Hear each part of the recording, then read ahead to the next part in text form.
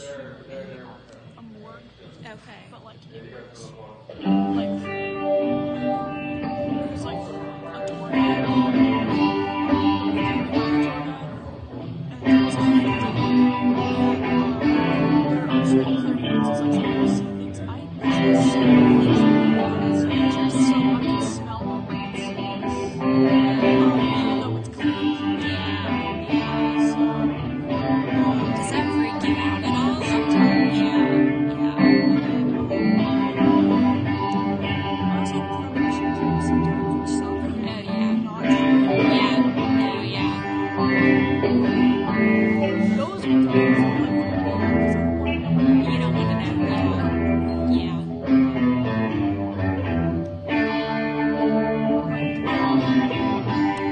This one time when I was like 7 or 8,